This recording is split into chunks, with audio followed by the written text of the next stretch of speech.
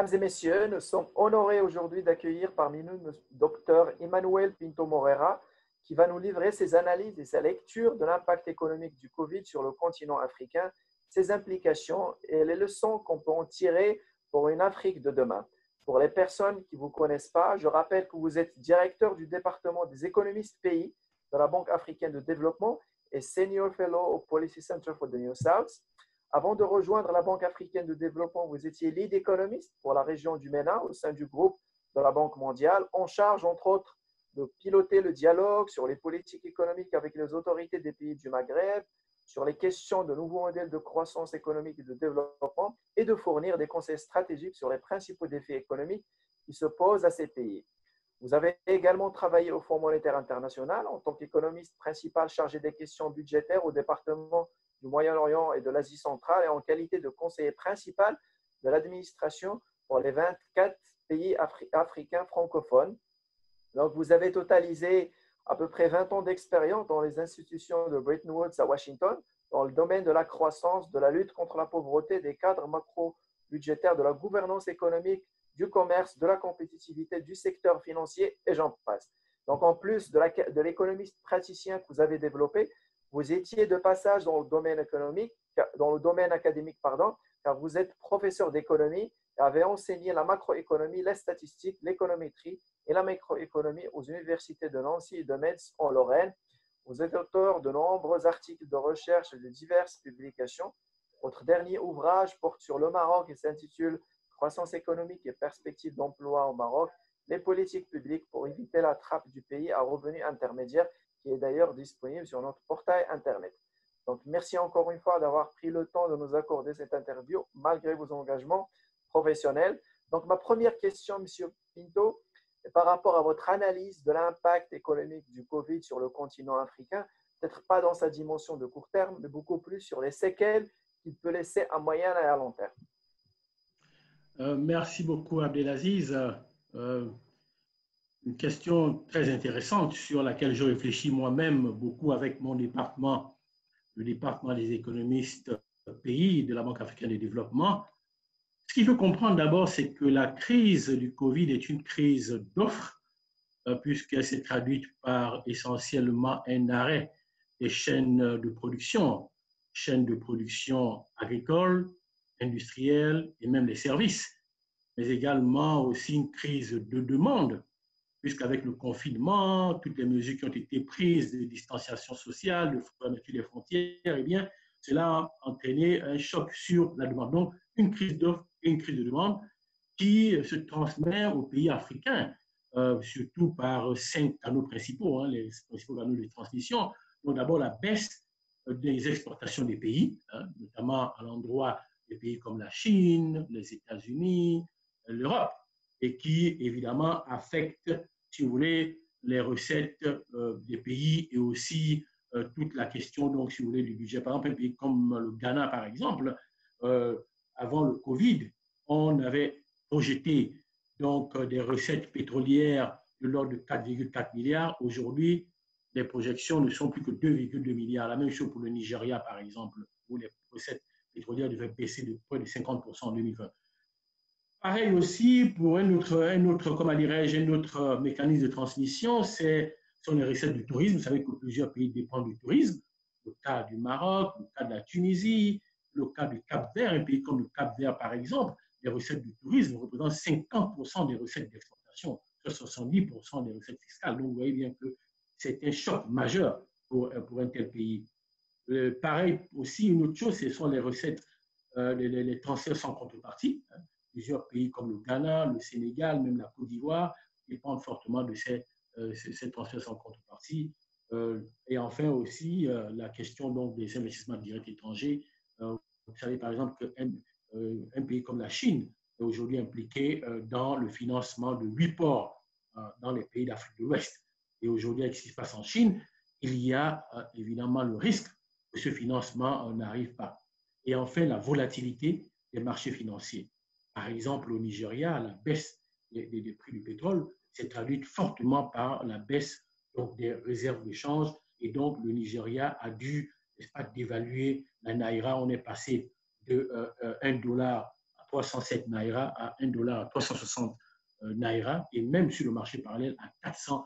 Donc, il est clair que cette crise, qui est une crise qu'on peut penser être à court terme, va laisser des séquelles importantes à moyen et long terme, parce que le pays dépend fortement des pays, comment dirais-je, développés, des pays industrialisés comme les États-Unis, comme la Chine où la crise a commencé. Vous savez que le puissant de la Chine, la crise plutôt s'est déplacée de la Chine, ensuite en Europe et maintenant vers les États-Unis et l'Amérique du Nord. Donc, évidemment, en raison des dépendances qu'il y a avec ces pays, les séquelles vont être très importantes. Alors, ce qu'il faut également comprendre, c'est que, par exemple, aujourd'hui, la Banque africaine de développement projette que la croissance économique on devrait être en récession en Afrique, puisqu'on aurait un taux de croissance négatif entre moins 1,7% et 3% en 2020. Et justement, ce qu'il faut comprendre, c'est que, bon, la vérité aussi, c'est que ce n'est pas que le cas de l'Afrique. Aujourd'hui, les perspectives mondiales montrent qu'il y aura des problèmes au niveau mondial. Par exemple, le Fonds monétaire international vient juste de publier son rapport sur les perspectives de l'économie mondiale qui montre qu'il y aura une récession de l'ordre de 4,9%, alors qu'encore en avril, on était à une décroissance de l'ordre de 3%. Vous voyez, ça va très, très vite. Donc, d'avril à juin, on a déjà 1,9% de pourcentage, ce qui est énorme. Donc, ça, c'est important à comprendre. Donc, les mécanismes que j'ai décrits tout à l'heure dans la transmission de la crise vont évidemment laisser des séquelles importantes dans l'économie africaine, notamment déjà au niveau de la question des recettes, comment dirais-je, d'exportation, mais aussi toute la question, comment dirais-je, des stratégies de développement qui vont être mises en place, qui vont être impactées parce que les pays vont se trouver face à des déficits budgétaires énormes et aussi peut-être à la question de l'endettement, peut-être qu'on reviendra dessus. Mais la plus grande question, c'est au niveau sanitaire. Comme vous savez, nos pays ont souvent, comment dirais-je, des systèmes sanitaires qui ne sont pas très développés.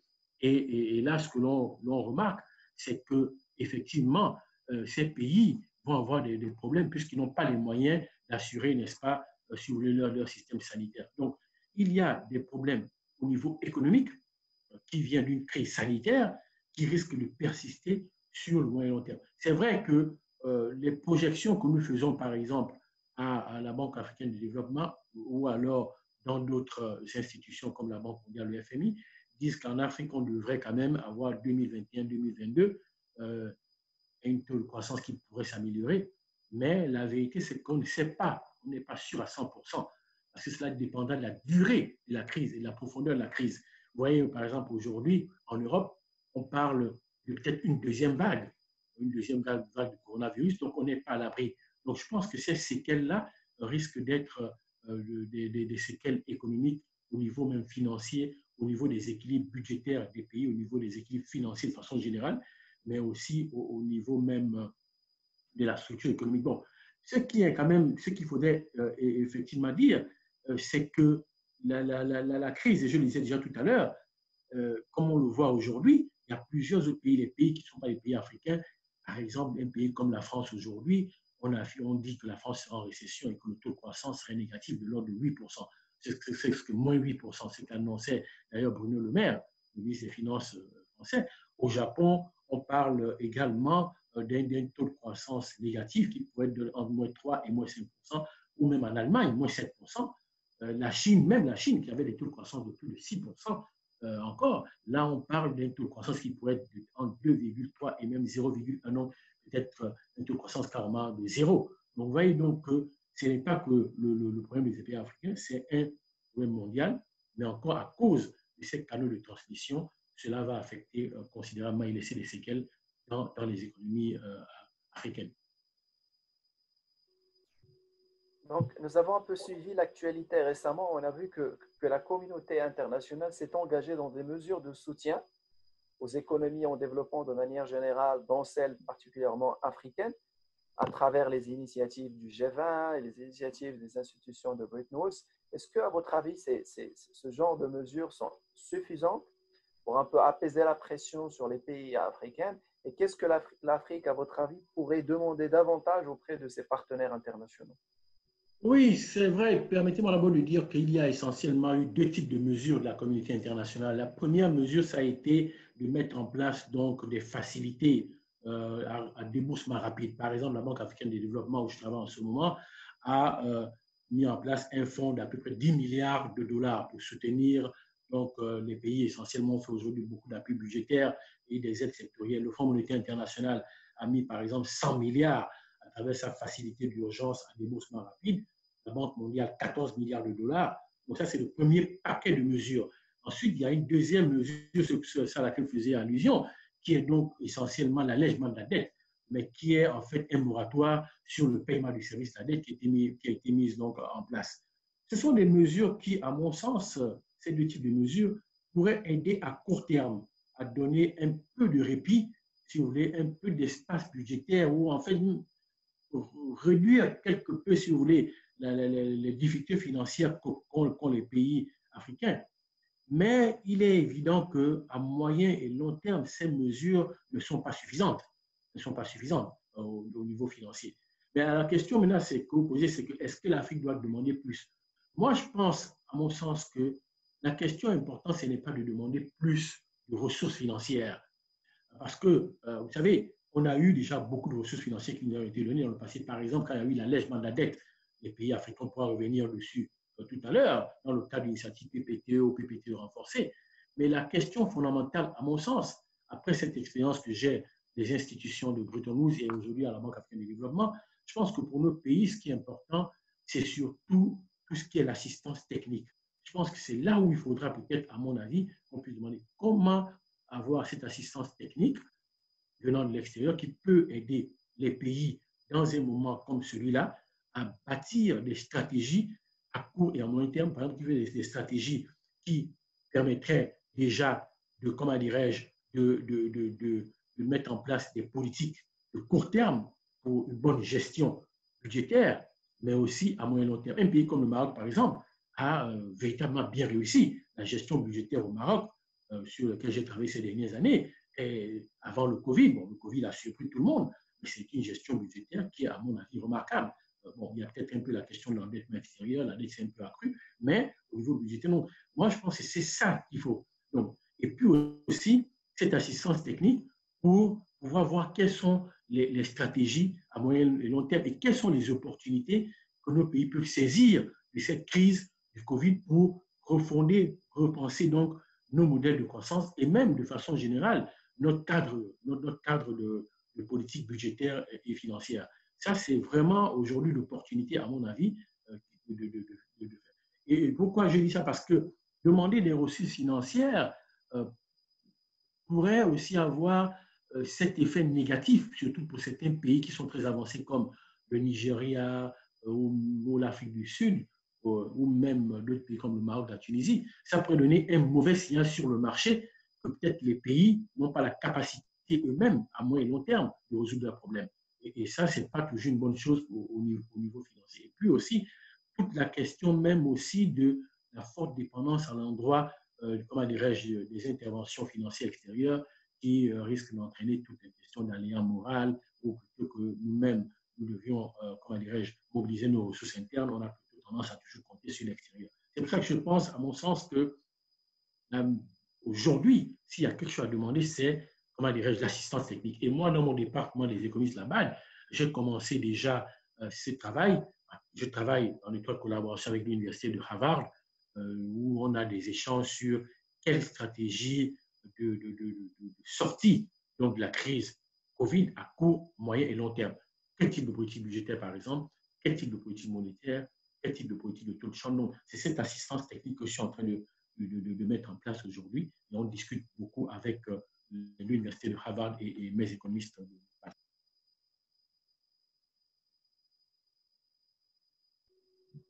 Merci. Donc, les institutions internationales, vous l'avez suivi, ils ont tiré la sonnette d'alarme au sujet de la problématique de la dette en Afrique, bien avant l'avènement de la crise du Covid. Et maintenant que l'Afrique a subi ce choc, il a observé ses recettes un peu budgétaires qui sont en chute libre et en même temps, il doit emprunter une politique qui est budgétaire, qui est expansionniste. Est-ce que vous pensez que l'Afrique serait en mesure d'honorer ses engagements à moyen terme et maintenir sa dette à des niveaux soutenables? Je pense que pour la question de la dette est une question qui est récurrente. D'abord, ce qu'il faut comprendre, c'est que dans les années 1980, nos pays, donc les pays africains, se sont lourdement endettés parce qu'il y a eu des investissements massifs qui ont été faits souvent dans les infrastructures. Et donc, il y a eu un endettement colossal. Et puis, bon, évidemment, aussi certains investissements qu'on appelle donc des éléphants blancs qui n'étaient pas forcément productifs. Donc, il y a eu un endettement massif. Et dans les années 90, le Fonds monétaire international et la Banque mondiale ont mis en place cette initiative pays pauvres très endettés, et même pays pauvres très endettés renforcés, le PPTE renforcé. Et donc, plusieurs pays ont bénéficié donc de l'allègement de la dette. Un pays comme la RDC, par exemple, dans le cadre de cette initiative, a eu un allègement de la dette de plus de 12 milliards. Moi-même, j'ai conduit le dossier d'allègement de la dette d'un pays comme le Niger, qui a bénéficié d'à peu près plus de 240 millions de dollars d'allègement de la dette. Bon, mais malheureusement, ce qui s'est passé, c'est que plusieurs pays se sont réendettés, notamment au cours de la décennie 2000.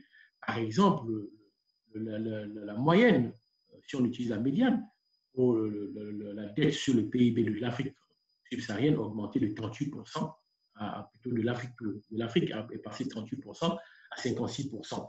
Et surtout aujourd'hui, c'est que la dette, la nouvelle dette, est surtout une dette qui n'est plus concessionnelle. Puisque dans le cas du PPTE, souvent, avant le PPTE, c'était des dettes concessionnelles. Aujourd'hui, les pays s'endettent sur les marchés. Il y a aussi la dette à l'endroit de la Chine, souvent des dettes à court terme avec des taux d'intérêt très, très élevés. Donc, ce qui fait qu'aujourd'hui, les pays endettés africains sont très endettés. Il y a aussi la question de la dette intérieure. Par exemple, aujourd'hui, on se rend compte que dans l'endettement de l'Afrique, 35% du PIB est dû à la dette intérieure. Donc, bon, il est aussi vrai qu'il y a des divergences. Par exemple, quand on compare un pays comme l'Algérie, par exemple, le ratio de dette sur les exportations de biens et services n'est que de à peu près 5%, parce qu'ils ont décidé une politique qui ne voulait pas s'endetter. L'Éthiopie, par contre, c'est 400%. Le Soudan, 600%. Donc, il y a aussi des divergences. Mais le message que je veux passer ici, c'est qu'il y a cette question de la soutenabilité de la dette qui revient. Et souvent, il est difficile dans le contexte actuel où les pays sont en train se sont endettés et une crise du Covid, il est difficile de voir comment les pays vont s'en sortir puisque plusieurs se sont endettés. Et le problème qui se pose aujourd'hui, c'est que face à cette situation, ils n'ont pas le choix que de s'endetter. C'est par exemple ce qu'on fait aujourd'hui, on fait des appuis budgétaires, etc. Mais à mon avis, les pays, par exemple, qui sont déjà en situation de détresse de la dette, selon le Fonds monétaire international, par exemple, le rapport du FMI de 2019 montrait clairement qu'on avait 8 pays qui étaient en situation de dette et 11 pays qui étaient en situation ou 8 pays qui étaient en situation de détresse de la dette et 11 pays qui étaient quasiment, qui étaient fortement lourdement endettés. Donc, la question maintenant, c'est de savoir, pour ces pays-là, dans cette situation actuelle de Covid, où ils sont obligés de contracter des dettes, il sera très difficile de penser que ces pays puissent soutenir leur endettement. Donc, à mon avis, cela dépendra de trois choses. D'abord, premièrement, à quel niveau on est de la dette. Ça, c'est la première. Et est-ce que les pays ont des réserves pour pouvoir, n'est-ce pas, demain, pallier la situation de la dette. Ça dépend aussi de l'ampleur du choc économique, c'est-à-dire puisqu'on sait que le choc du coronavirus est différent selon les pays.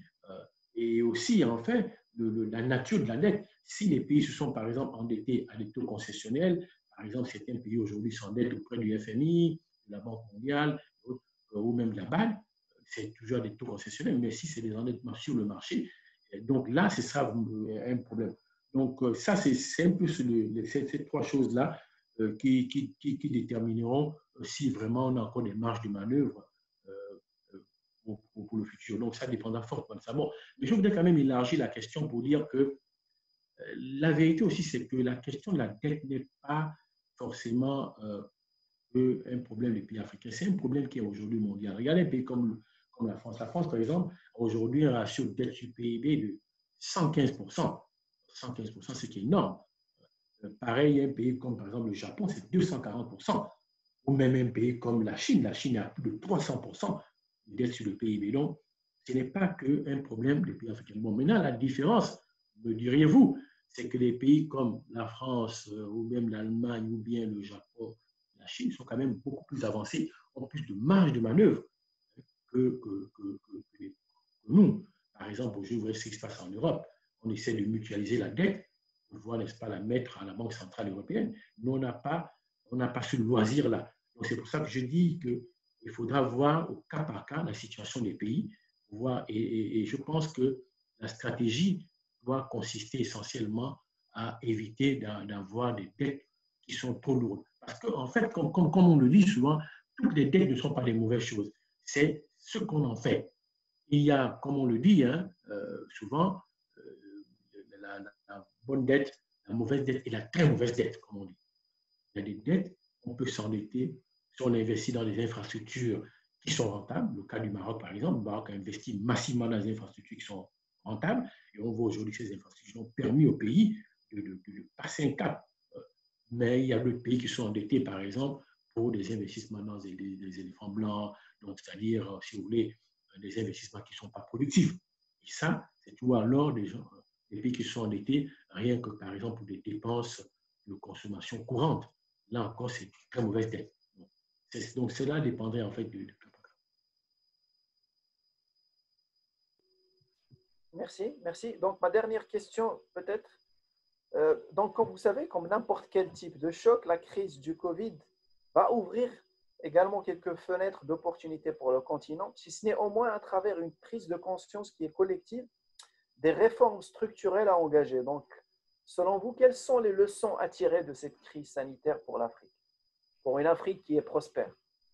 Moi, je pense qu'il y a essentiellement 3 leçons à tirer. La première leçon, c'est déjà qu'il faut à chaque fois qu'en Afrique, on soit préparé et qu'on anticipe les pandémies et les crises sanitaires. Vous savez qu'en Afrique, notamment subsaharienne, il y a eu plusieurs crises sanitaires. Ebola, par exemple, c'est que ça a permis à certains pays d'avoir, comment dirais-je, si vous voulez, développer une certaine résilience. C'est d'ailleurs pour cela que lorsque le coronavirus est arrivé, plusieurs pays africains étant plus ou moins déjà habitués à des pandémies, ont su plus ou moins bien gérer. Donc, il faut se préparer à ces pandémies-là. C'est important. Et là, ça pose toute la question du système de santé des pays africains. Vous savez, selon le Global Health Security Index, c'est-à-dire l'indice de sécurité, comment dirais-je, de sécurité sanitaire de l'OMS, l'Organisation mondiale de la santé, eh bien, la plupart des pays africains sont très, très mal classés. Un pays comme l'Algérie, par exemple, est classé 173e sur 195, ce qui n'est pas une bonne chose. Donc, plusieurs de nos pays sont très, très mal classés parce qu'on n'a pas des systèmes de santé qui sont... Le Maroc, c'est un cas exceptionnel. Le Maroc a des systèmes de santé qui est relativement performants, la Tunisie, mais nos pays en Afrique subsaharienne, surtout de ce côté, l'Afrique de l'Ouest, ne sont peut-être pas préparés. L'Afrique du Sud, peut-être, et même là, vous voyez ce qui se passe en Afrique du Sud. Donc, la première grande leçon, à mon avis, c'est cette préparation à ces pandémies, aux crises, et ça entraîne donc, au niveau sanitaire, donc, à renforcer les systèmes de santé. Et ça, je pense que ça, c'est un grand champ pour les prochaines, je dirais, les prochaines 5-10 années. Il faudra vraiment travailler sur le système de santé. De la même manière également, au-delà de ça même, c'est aussi de façon générale, les systèmes même scolaires. La deuxième grande leçon qu'il faut tirer, c'est que là encore, la crise du Covid a montré la fragilité des économies africaines. Puisque regardez que la crise commence en Chine, très loin de l'Afrique. Après, se répand en Europe et aujourd'hui en Amérique du Nord, donc loin de l'Afrique, mais à cause de la fragilité de nos économies qui dépendent fortement de l'extérieur, on voit aujourd'hui que beaucoup de pays africains ont des difficultés au niveau économique à cause de cette dépendance. On n'a pas su diversifier nos exportations, on n'a pas su diversifier les sources d'investissement directes, on n'a pas su créer des modèles de croissance dynamiques. Et là, ça pose toutes les questions de nouveaux modèles de croissance. Et c'est d'ailleurs la réflexion aujourd'hui au Maroc ou même dans d'autres pays. Je fais moi-même avec mon département toute une étude sur quel type de modèle de croissance pour les pays à revenus intermédiaires, quel type de modèle de croissance pour les pays à faible revenu, pour les pays fragiles. Ça, ce sont des questions fondamentales qu'on doit mettre sur la table pour réduire, par exemple, pour les pays qui sont des pays fragiles. La grande question, c'est comment réduire la fragilité de ces pays. Pour les pays à revenus intermédiaires, comme le Maroc, qui sont très avancés, ce n'est plus des questions de pauvreté ou de fragilité, c'est là des questions de quel modèle de croissance pour que le pays puisse aller vers un pays à revenus élevés, des questions d'emploi pour les jeunes, des questions liées. Voilà des grandes questions, je crois que cette pandémie doit soulever. Et enfin, aussi, c'est que la troisième leçon, c'est qu'aujourd'hui, la crise du coronavirus n'est pas quelque chose de négatif, c'est aussi quelque chose qui nous invite à voir qu'on peut saisir comme une opportunité pour redéfinir, ce que j'ai dit tout à l'heure, toutes les stratégies de croissance et de développement du pays et voir, par exemple, aujourd'hui au niveau continental, est-ce que vraiment les stratégies qui consistent à dépendre beaucoup de l'extérieur sont des bonnes stratégies? Et là, c'est toute la grande question de la ZLECA, la zone de libre-échange continentale. Comment tirer profit de la ZLECA pour bâtir, comment dirais-je, des systèmes économiques qui sont, je ne vais pas dire tournés vers nous-mêmes, mais des systèmes économiques qui sont autonomes parce qu'aujourd'hui, comme vous le savez, l'Afrique est un grand continent où, comme on le dit aujourd'hui, tout le monde vous dira que le nouveau pôle de croissance, c'est l'Afrique. Vous voyez vous-même comment la plupart des pays essayent de venir vers l'Afrique parce que les autres pôles de croissance comme les États-Unis, l'Europe, sont aujourd'hui des vieux pôles de croissance.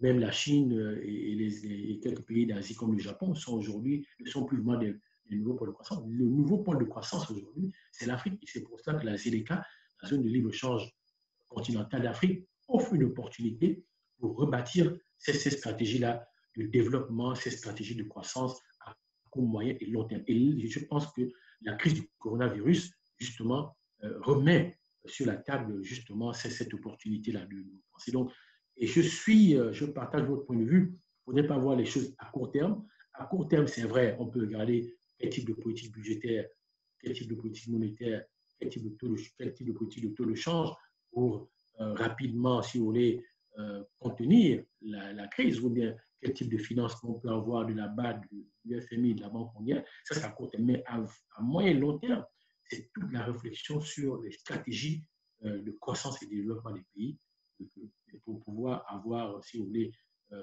c'est ce modèle-là. Et là, je pense que la ZLECA ouvre une grosse fenêtre d'opportunité. D'ailleurs, pour la ZLECA, la communauté économique du charbon et de l'acier qui a été en fait qui a lancé l'Union européenne, s'est bâtie sur ça, sur un marché commun où il y a des gros investissements qui sont faits. Je pense qu'avec la ZLECA, on a cette opportunité. Merci M. Pinto pour ces analyses très riches et très pertinentes. Donc, je saisis également l'occasion pour informer notre audience que nous allons bientôt vous accueillir pour une présentation détaillée des perspectives économiques du continent africain. Donc, nous allons tenir sur les 2 ou les 3 prochaines semaines. Donc, on remercie à nouveau pour le temps que vous avez accordé. À très bientôt. Merci beaucoup. À très bientôt.